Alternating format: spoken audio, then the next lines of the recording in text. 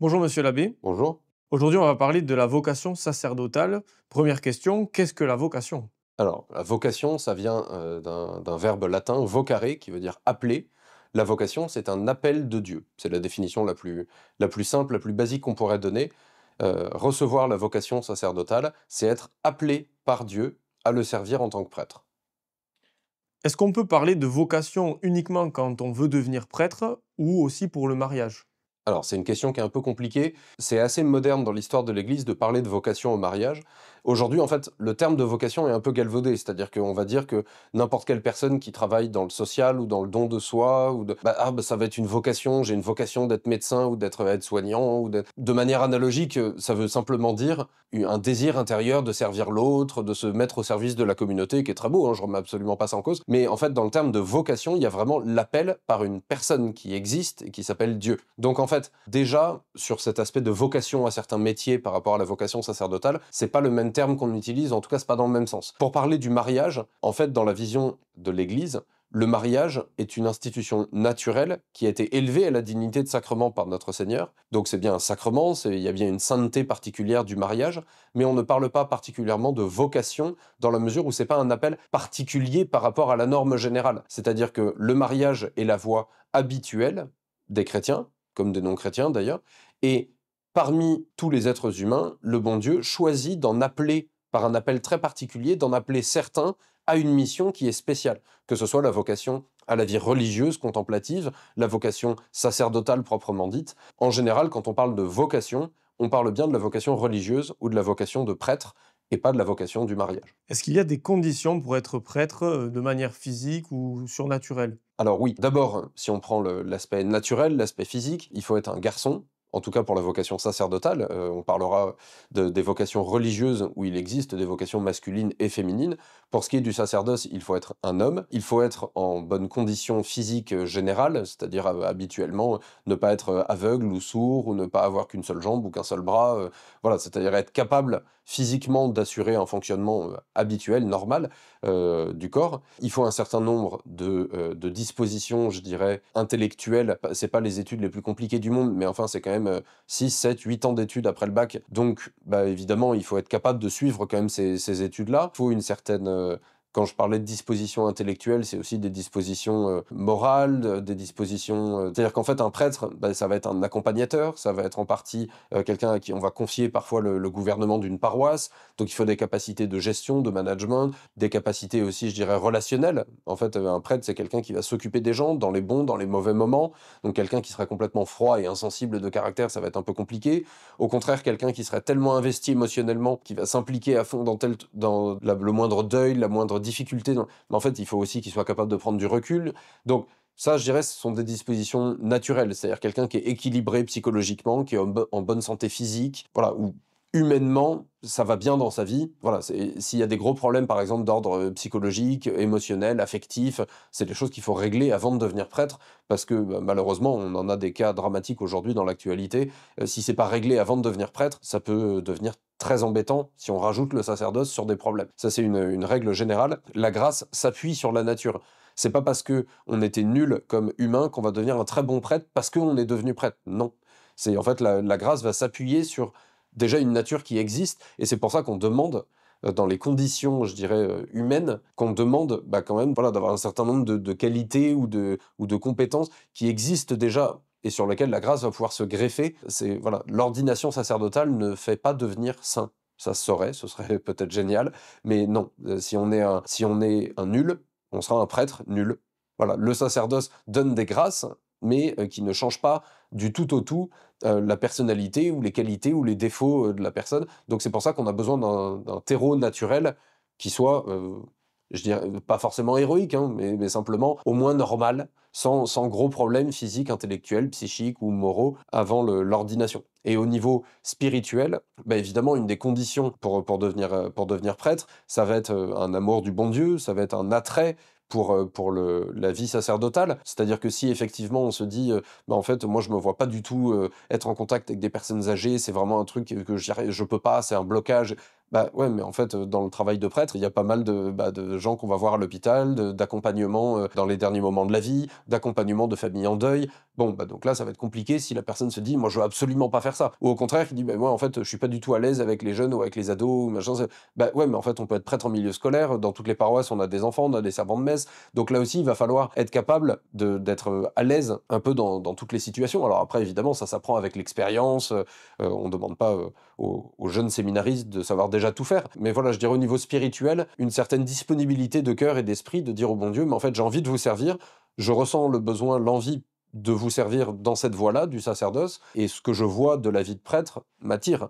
Donc j'aime la prière, j'aime être dans une église, j'aime le silence, je me sens capable, autant qu'humainement je puisse le savoir, de vivre le célibat consacré, qui est déjà quelque chose de particulier. Donc voilà, au niveau humain et surnaturel, voilà quelles sont à peu près les conditions, en tout cas les signes potentiels de discernement qu'on va essayer de voir justement chez un jeune qui se poserait la question de la vocation. Est-ce que la vocation est le désir interne du candidat ou est-ce que c'est l'Église qui la détermine par l'ordination? Alors, c'est un peu des 2. Il y a eu des grands débats, en particulier dans l'époque moderne de l'Église. On peut parler du grand débat entre Brancherot, Laïton. Ça a été un grand débat sur, est-ce que la vocation est interne ou externe? En gros, est-ce que c'est parce que dans mon cœur, je ressens ce désir de devenir prêtre, ça veut dire que j'ai la vocation? Ou est-ce que parce que l'Église, par l'intermédiaire d'un évêque, m'impose les mains et me donne le sacrement de l'ordre, ça veut dire que j'ai la vocation? C'est probablement un peu des 2. C'est-à-dire que on va pas ordonner de force quelqu'un qu'on n'a pas envie. Mais dans l'histoire de l'Église, c'était tout à fait traditionnel, dans toutes les grandes familles, d'en donner un pour le roi, un pour l'Église. Donc on avait beaucoup de prêtres dont on pourrait dire qu'ils n'avaient pas vraiment de vocation. Ils étaient prêtres parce qu'il fallait les caser. En tout cas, c'est comme ça qu'on raisonnait dans ces familles-là. Je dis pas que c'est génial, hein. Mais on avait beaucoup de prêtres, pas forcément des prêtres de grande valeur morale ou intellectuelle précisément parce qu'on en prenait un par famille quasiment. On a voulu mettre l'accent sur ce désir intérieur. Est-ce que voilà, l'ordination sacerdotale correspond à l'intérieur de mon cœur, de mon âme, à un désir de servir Dieu? Donc c'est pour ça qu'on a mis l'accent sur la vocation interne. Mais à trop mettre l'accent sur le côté interne, intérieur de la vocation, on prend aussi le risque du subjectivisme. C'est-à-dire, en fait, c'est pas parce que j'ai un désir au fond de moi que forcément il vient de Dieu. C'est pas parce que j'ai un désir au fond de moi que forcément il est bien réglé ou bien mûri. Donc en fait, le rôle des formateurs au séminaire et puis de la hiérarchie de l'Église, et en particulier de l'évêque qui va imposer les mains, qui va ordonner prêtre, c'est de faire aussi ce discernement. C'est-à-dire qu'en fait, au séminaire, le candidat discerne lui-même, il se pose des questions pendant plusieurs années. Est-ce que véritablement je suis fait pour être prêtre? Est-ce que je suis fait pour être prêtre à cet endroit-là? Mais les formateurs du séminaire, les supérieurs, les professeurs, discernent aussi de est-ce qu'ils imaginent ce jeune homme pour être un prêtre, pour être un bon prêtre. Donc en fait, le discernement, il se fait des 2 côtés. Pour prendre l'exemple que je connais, c'est-à-dire le séminaire de ma communauté, mais c'est le cas dans tous les séminaires du monde, on a des candidats qui partent d'eux-mêmes, parfois très tôt, qui se rendent compte que c'est pas fait pour eux. On a des candidats qui parfois passent une semaine et demie au séminaire, puis en fait ils disent: «Non, c'est pas fait pour moi, je me suis trompé, c'est pas pour moi». Et il y a des séminaristes à qui on demande de partir. Ça peut être parce que, je dirais, niveau scolaire insuffisant, parce qu'en fait, bah, je vous dis, c'est comme des années d'études et en fait, bah, quelqu'un qui est incapable d'apprendre les règles morales de l'Église, ça va être compliqué de lui donner des gens à confesser. Quelqu'un qui est incapable d'apprendre les règles liturgiques, ça va être compliqué qu'il puisse dire la messe. Donc ça peut être pour ça peut être pour un dérèglement psychologique qu'on identifie, ça peut être voilà, pour différentes choses. Un problème d'alcoolisme, que sais-je, il peut y avoir plein de choses. Mais donc, les 2 discernent, le candidat lui-même et l'équipe des formateurs du séminaire, qui fait que, et c'est bien pour ça qu'on ne prend pas d'engagement avant quasiment la toute fin du séminaire, on peut partir du jour au lendemain. Et heureusement, ça dure beaucoup plus longtemps qu'une préparation au mariage, par exemple. Donc en fait, on a des années et des années pour discerner, pour se poser la question, savoir si moi je ressens toujours ce désir vivace de devenir prêtre, et en même temps, l'autorité de l'Église elle-même discerne cette vocation pour savoir si est-ce qu'on va l'ordonner prêtre. Donc pour répondre à votre question, c'est un doux mélange des 2 qu'il faut absolument maintenir équilibré.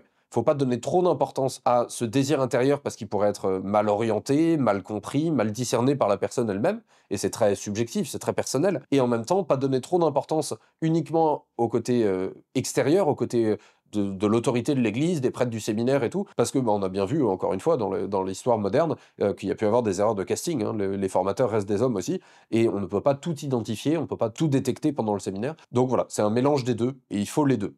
Comment discerner dans quelle communauté ou quel diocèse un prêtre peut exercer? Alors ça, c'est la deuxième grande question du discernement. La première, c'est est-ce que Dieu veut que je sois prêtre ou pas? Est-ce que moi, je veux être prêtre ou pas? Première question, ok. Deuxième question, c'est où? Il y a tout dans l'Église. on a des congrégations qui sont étudiantes, enfin qui sont enseignantes, on a des congrégations qui sont missionnaires, on en a qui s'occupent des pauvres. On peut rentrer dans son diocèse pour être ancré dans l'église territoriale, de vraiment locale, là où on habite, là où on est né, et participer à l'église locale, ce qui est très beau. On peut décider de rentrer dans une communauté internationale où on va bouger beaucoup, on ne sera pas forcément envoyé dans son pays d'origine. Donc ça aussi, c'est aussi pour ça qu'on rentre au séminaire, pour connaître la communauté de l'intérieur, et donc pour discerner, est-ce que cette communauté me plaît, ou ce diocèse me plaît? Est-ce que j'ai de bonnes relations avec les prêtres, avec l'évêque de mon diocèse, dans le cas d'un diocèse, ou avec le supérieur de ma communauté? Est-ce que j'ai l'impression que c'est une communauté qui est équilibrée, où il y fait bon vivre, où je me sens à mon aise, où je suis à l'aise avec les spécificités pastorales, théologiques de la communauté dans laquelle je suis rentré. Je prends un exemple tout bête, mais par exemple, chez les franciscains, il y a une insistance qui est donnée sur la vertu de pauvreté évangélique. C'est très important pour l'état d'esprit des franciscains. Bon, très bien. Si je rentre chez les franciscains, particulièrement là-dessus, il va falloir que je fasse attention de voir est-ce que c'est quelque chose qui me correspond ou est-ce que je suis mal à l'aise avec. Et en fait, pas de problème. Allez chez les dominicains ou chez les bénédictins ou dans un diocèse. Il y a de tout dans l'église. Il y a vraiment tous les styles de communauté et qui sont toutes tout à fait catholiques. Il y en a qui insistent plus sur telle ou telle partie du ministère. En fait, il y a deux grandes questions. C'est est-ce que je veux être prêtre et est-ce que je veux être prêtre là, ici, dans cette communauté, dans ce diocèse. Et là aussi, il y a un discernement interne et externe. C'est-à-dire que le candidat apprend à connaître la communauté, il se dit est-ce que j'ai envie de rentrer là? Et la communauté apprend à connaître ce postulant et à dire est-ce qu'on en veut chez nous? Donc en fait, je dirais que c'est comme dans un mariage, hein, il faut que les deux soient d'accord et puis ça fait un mariage. Bon voilà, si le candidat répond à tous les critères, donne satisfaction à ses supérieurs, à ses professeurs, du côté de la hiérarchie du diocèse ou de la communauté, on peut se dire très bien, nous on le veut bien comme prêtre chez nous. Et si lui de son côté, il se dit effectivement là où je suis, ça me semble agréable, acceptable. Moi aussi j'ai envie de devenir prêtre là. Et donc quand on a la conjonction de ces deux-là et qu'il n'y a aucune contre-indication, que tout va bien, c'est à ce moment-là qu'on devient prêtre dans ce truc précis. Étant attendu, je veux le préciser ici, qu'il est toujours possible de changer de diocèse ou de communauté. C'est pas facile, on fait pas ça tous les 2 ans, hein, il faut un peu de stabilité, mais si véritablement il y avait un besoin, passer un certain nombre d'années, un mûrissement de la vocation et tout ça, c'est toujours possible de changer de diocèse ou de communauté.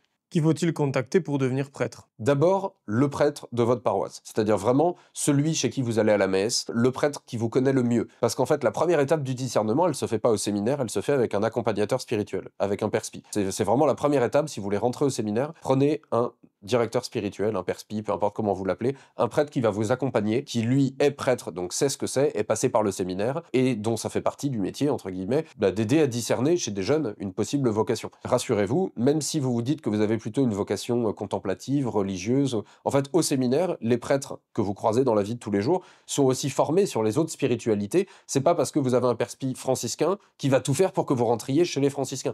C'est-à-dire qu'en fait, on est au moins suffisamment formé pour être capable de déceler chez le jeune une appétence particulière pour tel ou tel style de vie, plus apostolique, plus missionnaire, plus contemplative. Et donc lui, il sera capable peut-être de vous orienter, de dire écoute, va faire une retraite pendant 1 semaine dans un monastère bénédictin. Il me semble que ça correspond, dans ta recherche vocationnelle, ça pourrait correspondre à ce qui te plairait le mieux, là où tu serais le plus à l'aise. Et puis on en discute. Et puis voilà, l'avantage d'avoir un perspi, c'est que le prêtre, il vous connaît, on se confesse à lui régulièrement, il va être capable de vous aider à avoir ce côté objectif. Vous voyez, quand on disait tout à l'heure, la vocation à l'intérieur du cœur, on peut s'illusionner soi-même, c'est très subjectif. Le perspi est là justement pour prendre un peu de hauteur et arriver à discerner ce que peut-être de l'intérieur on aurait du mal à comprendre. Et donc le perspi, après, vous aidera à vous orienter. Il y a un service des vocations dans chaque diocèse. Pour chaque communauté aussi, vous trouverez sur les sites internet des différentes communautés comment postuler, le numéro de téléphone du recteur du séminaire, qui vous dira exactement comment on fait pour rentrer. Il y a un dossier d'inscription, comme dans une école, Sauf que dans ce dossier d'inscription, on demande surtout est-ce que vous êtes baptisé? Est-ce que vous connaissez des prêtres qui pourraient vous recommander? Est-ce qu'on peut s'assurer que vous menez une vie chrétienne déjà régulière habituellement? Et ensuite, c'est une fois rentré dans la communauté, une fois accepté comme postulant ou comme séminariste dans la communauté, que là, sur place, on vous expliquera au fur et à mesure comment on fait pour devenir prêtre. Qu'est-ce que vous conseillez aux hommes qui nous écoutent et qui hésiteraient à devenir prêtre? Alors déjà, se poser la question. C'est quelque chose qu'on oublie trop souvent. Aujourd'hui, il y a énormément de jeunes qui ne se posent même pas la question de la prêtrise ou de la vie religieuse, qui se disent non, en fait, comme tout le monde, moi, je suis fait pour le mariage, c'est évident. Alors, Ça reste évidemment proportionnellement, statistiquement, la voie naturelle, et c'est très bien comme ça, mais il serait bien que tous les jeunes, hommes comme femmes, se posent sérieusement une fois dans leur vie avant de prendre des grandes décisions, des grands engagements. Parfois, on y répond très simplement en quelques minutes, hein, et des jeunes tout à fait catholiques et machin qui disent oui, je me suis posé la question sérieusement, c'est pas du tout ce à quoi le bon Dieu m'appelle, j'en suis sûr et certain. Donc voilà, mais au moins se poser sérieusement la question. Vous voyez, il y a des époques où on avait beaucoup de prêtres, bon aussi pour les raisons historiques, familiales que je vous donnais tout à l'heure, mais on avait beaucoup de prêtres, et je suis persuadé que Dieu n'appelle pas moins maintenant. On a moins de prêtres aujourd'hui, mais peut-être parce qu'on ne met plus les jeunes dans les conditions pour être capable d'entendre cet appel et d'y répondre favorablement. Donc je pousserais vraiment tous les jeunes qui nous regardent à se poser au moins une fois sérieusement dans leur vie la question, et pourquoi pas d'y répondre favorablement s'ils considèrent qu'il y a un vrai appel. Je vous garantis que la vie de prêtre est une vie qui rend heureux. C'est pas une vie uniquement de renoncement, de sacrifice. Il y en a, mais comme un père de famille, il fait aussi des renoncements, des sacrifices. C'est une vie qui rend heureux, qui accomplit. C'est vraiment quelque chose. Voilà, si le bon Dieu nous met ce désir au cœur, c'est qu'il va nous rendre heureux, avec toutes ces histoires de discernement évidemment que j'évoquais, mais répondre à un appel profond de Dieu pour nous, ça rend véritablement heureux. Donc j'invite tout le monde à se poser la question au moins une fois sérieusement. Merci beaucoup, monsieur l'abbé. Je vous en prie.